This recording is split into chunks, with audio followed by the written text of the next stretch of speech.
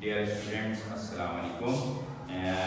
हम लोग algebraic sentences का जो चैप्टर है, चैप्टर नंबर 6, उसकी हमने एक्सरसाइज नंबर 6.1 और 6.2 अपने पिछले 2 लेक्चर्स में करी थी। आज इंशाअल्लाह ताला हम जो टॉपिक पढ़ेंगे वो है solution of equations involving radicals in one variable. यानी हमारे पास कोई ऐसी इक्वेशन है जिसमें रेडिकल की साइन आ रही है। रेडिकल की साइन आपको पता है क्या होती है? रेडिकल की साइन, ये जो स्क्वायर रूट की जो साइन होती है इसको हम कहते हैं रेडिकल। ठीक है, तो ऐसी इक्वेशन जिसके अंदर ये साइन आ रही हो उसको किस तरीके से सॉल्व करेंगे और किस तरीके से हम जो भी वेरिएबल होगा उसका आंसर निकालेंगे। आज जो हम ये 6.3 जो है आपकी, इसमें जो इक्वेशन होगी उसमें इन्होंने क्या होगा, वन वेरिएबल, यानी सिर्फ एक वेरिएबल होगा जो कि सपोज x हो सकता है या y हो सकता है या a या b या z कुछ भी हो सकता है, लेकिन होगा क्या इक्वेशन के अंदर, वन वेरिएबल के साथ। अगर टू वेरिएबल्स होंगे तो आपको पता है जब भी कभी दो वेरिएबल्स होते हैं तो हमें लाजमी तौर पे दो इक्वेशन की जरूरत पेश आती है। एक्सरसाइज 6.1 के अंदर हमने लीनियर इक्वेशन सॉल्व करी थी विद वन वेरिएबल। फिर 6.2 के अंदर हमने ग्राफिकल मेथड के साथ लीनियर इक्वेशन से सॉल्व करी थी जिसके अंदर हमारे पास दो वेरिएबल थे। और आज जो हमें वो क्या करेंगे कि इक्वेशन जिसके अंदर हमारे पास रेडिकल साइन होगी और वो वन वेरिएबल के साथ होगी उसको सॉल्व करेंगे। इसका पहला सवाल है, जैसे एग्जाम्पल में करा रहा हूं आपको, बल्कि example number 1।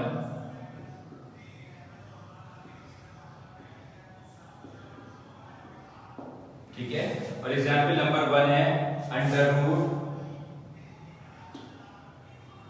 2x minus 3 plus 5 is equal to 12। ठीक है, ये हमारे पास एक ऐसी इक्वेशन है जिसके अंदर आप ये देख रहे हैं कि आपके पास वेरिएबल जो है वो क्या है, सिर्फ एक दिया गया है। ठीक है, और इसके अंदर आप देख रहे हैं रेडिकल साइन भी लगी हुई है। तो ऐसी इक्वेशन को सॉल्व करने का तरीका बहुत आसान होता है। और आपने जो लास्ट ईयर चैप्टर पढ़ा था, चैप्टर नंबर 2, उसके अंदर आपने काफी सारे सवाल जो थे आपको याद होगा, वो चैप्टर का नाम भी बेसिकली रियल नंबर, एक्सपोनेंट और रेडिकल था।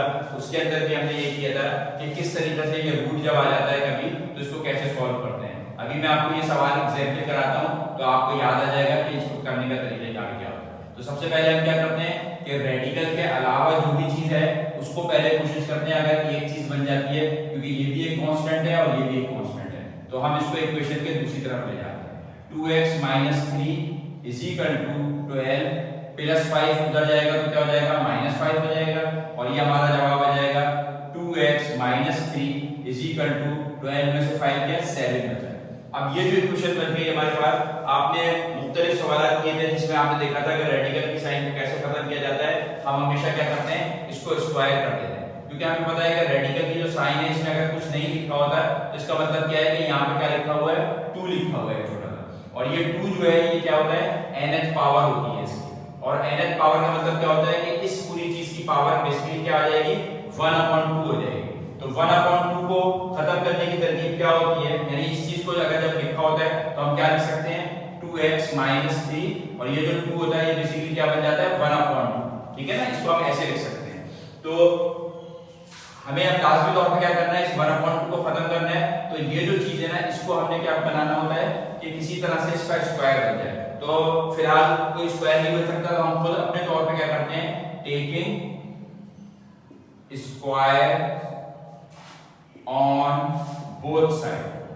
हम कोई भी चीज जो है ना, जैसे ये हमारे पास लेफ्ट हैंड साइड है और ये इसकी राइट हैंड साइड है, ऐसा नहीं कर सकते कि हम खाली इस जगह के ऊपर जो है स्क्वायरिंग कर लें और इधर ना करें। इक्वेशन में कोई भी काम हम करते हैं वो हमेशा लेफ्ट हैंड साइड और राइट हैंड साइड दोनों पे करना पड़ता है। तो बोथ साइड्स, ठीक है, स्क्वायरिंग हमने कर दी बोथ साइड की। तो क्या मतलब हुआ इसका, ये अंडर रूट 2x माइनस 3 था, इसका भी आपने स्क्वायर ले लिया, इज इक्वल टू यहाँ पे 7 लिखा था, इसका भी आपने क्या किया, स्क्वायर किया। इसका स्क्वायर लेने से क्या फायदा हुआ कि ये जो चीज थी 1 ये जो रूट था, इस रूट को आप कैसे हटाते हैं, इसको आप करने की तरकीब क्या होती है, 2x माइनस 3 की पावर 1/2, और यहाँ पे क्या लगी हुई है, मजीद 2 एक और ऊपर लगा हुआ है। ये केस हो रहा है ना यहाँ पे। अब आपको पता है लॉ ऑफ एक्सपोनेंट ये कहता है कि पावर ऑफ पावर अगर हो तो ये दोनों पावरें आपस में क्या हो जाती हैं, मल्टीप्लाई हो जाती हैं। इसको भी हम कर लें तो ये तो हो जाएगा 7 × 7 और 7 7 = 49 मीटर। अब ये जो हमारे पास पावर ऑफ पावर है ये आपस में मल्टीप्लाई हो जाएगी, तो क्या जवाब आ जाएगा आपके पास, 2x माइनस 3 की पावर क्या हो जाएगी, 1/2 मल्टीप्लाई बाय 2 = 49। ये बात यहाँ तक समझ में आ गई। अब यहाँ पे आप ये देख रहे हैं, ये नीचे 2 लिखा है, ये ऊपर लिखा है, ये दोनों आपस में जो कैंसिल कर देंगे और आपका जो आंसर है वो क्या आ जाएगा, यहाँ पर सिंपली इस तरह से आ जाएगा 2x माइनस 3 = 49। अब ये इक्वेशन सॉल्व करना बहुत ही आसान हो गई आपके लिए। आपको x की वैल्यू निकालनी है तो x को इसी जगह पे छोड़ के बाकी तमाम चीजों को आपने जो भी कांस्टेंट है और कोएफिशिएंट्स हैं उनको उधर लेके जाना है। तो यहाँ पे 2x होगा, -3 उधर जाएगा तो क्या होगा, +3 हो जाएगा इसके साथ, और 2x = 52 हो जाएगा, ये सही है। और यहाँ पे ये जो 2 है कोएफिशिएंट, ये क्या हो रहा है, ये से मल्टीप्लाई हो रहा है, तो यहाँ पे जब जाएगा तो क्या हो जाएगा, ये डिवाइड हो जाएगा इसके नीचे अंदर, और फिर इसको आप मजीद सिंपलीफाई करेंगे तो 2 × 1 = 2, 2 × 2 = 4, 1 कैरी इधर चला गया, 2 × 6 = 12, तो x की वैल्यू क्या आ गई, 26 आ गई। ठीक है, तो ये बिल्कुल आसान एक्सरसाइजेज हैं आपके इस हवाले से। इस तरह की चीजें आपने अपनी पिछली 9th क्लास के अंदर देखा भी था कि किस तरीके से स्क्वायर रूट को हम क्या करते हैं, स्क्वायरिंग करके खत्म करते हैं। तो ये इंतहाई आसान सवाल हैं इस पूरी एक्सरसाइज के अंदर। एक मैं आपको एक्सरसाइज का और सवाल कोई करा देता हूँ ताकि थोड़ा सा आपको मजीद क्लियर हो जाएगा, और बाकी तमाम सवाल इसके बिल्कुल आसान तरीन ही हैं। एक्सरसाइज नंबर 6.3, ठीक है। इसका क्वेश्चन नंबर 1 सबसे इंपॉर्टेंट सही है। इसमें कह रहे हैं √4x - 5 is equal to √3x + 7। इसमें देखें दो रेडिकल साइन है, लेकिन रेडिकल साइन बेशक जितने भी हो, लेकिन आपको ये देखना है कि वेरिएबल देखें एक ही है आपके पास, x वेरिएबल है, ठीक है। तो जब एक वेरिएबल होता है तो इसको सॉल्व करने का वही तरीका होता है। अब यहाँ पे क्या है कि आपके पास कोई वैसा कांस्टेंट नहीं है, बल्कि जो भी कांस्टेंट है वो रेडिकल साइन के अंदर ही है। तो ऐसी सूरत में आप क्या करेंगे, आप डायरेक्टली बस यहाँ पे क्या लिखेंगे, taking square on both sides, ठीक है। और हमने क्या किया, यहाँ पे इसका स्क्वायर कर दिया, ये हो गया √4x - 5 का होल स्क्वायर, ठीक है। और इसको अब मजीद आगे इसका भी बना देंगे, √3x + 7 का होल स्क्वायर। अब बिल्कुल आसान हो गया ये आपके लिए। आपको पता है ये रूट का निशान जब हम हटाते हैं तो इसके ऊपर कुछ भी नहीं लिखा, तो इसका मतलब है 2 लिखा हुआ है, और अब इसकी पावर क्या बन जाएगी, 1/2 बन जाएगी। तो इसको लिखने का तरीका क्या हो जाएगा कि 4x - 5 की पावर क्या आ गई, 1/2, और होल पावर जो 2 थी वो एज इट इज अभी आप इसको एक दफा ऐसे ही रख कर, ठीक है, इसी तरह से इसका भी क्या हो जाएगा कि 3x + 7 था, इसकी होल पावर जो है वो 1/2 हो गई। 1/2 पावर जो है ये इस रेडिकल साइन को हटाने से हुई, और ये जो होल पावर 2 थी वो एज इट इज यहाँ पे लगी। अब आपको पता है ये भी पावर है और ये भी पावर है, जब दो पावरें ऐड हो जाती हैं, मिल रही है, एक साथ हैं, तो हम उसको क्या करते हैं, आपस में मल्टीप्लाई कर देते हैं। तो ये सिंपली क्या आ जाएगा इसका कि 4x - 5 जो है इसकी पावर हो जाएगी 1/2 मल्टीप्लाई बाय 2, सही है। और इसी तरह से इसके आगे वाली जो है उसमें भी हम यही करेंगे, 3x + 7 की पावर 1/2 मल्टीप्लाई बाय 2।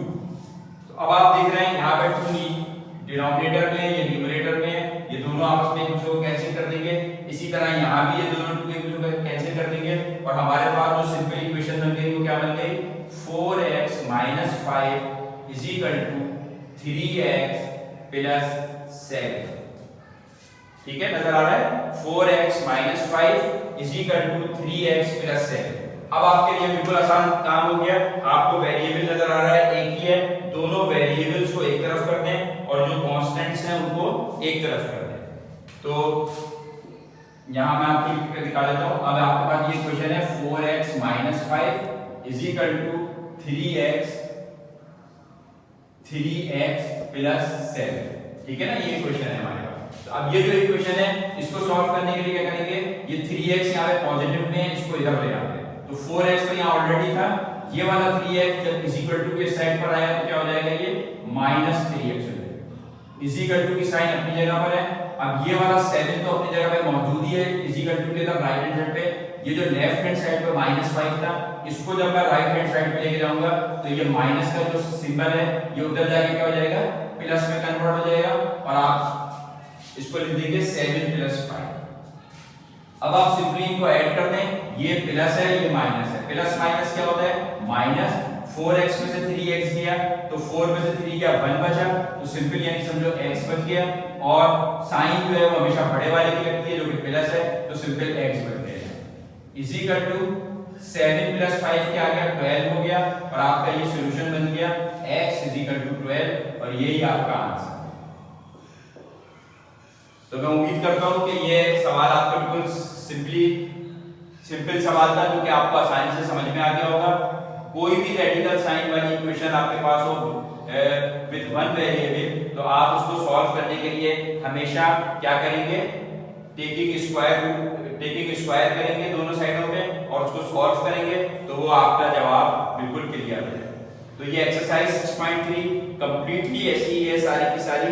इसका कोई भी आप सवाल करना चाहेंगे वो सिंपल इसी तरीके से हो जाएगा, ज्यादा सवाल भी नहीं है, सिर्फ 10 सवाल आते हैं और इनको ऐसा करना। अच्छा, इसमें एक चीज ये होती है कि अगर आप ये चेक करना चाहते हैं कि आपका ये जो जवाब आया है ये सही आया है कि नहीं आया है, तो आप इसकी एक वेरिफिकेशन भी कर सकते हैं।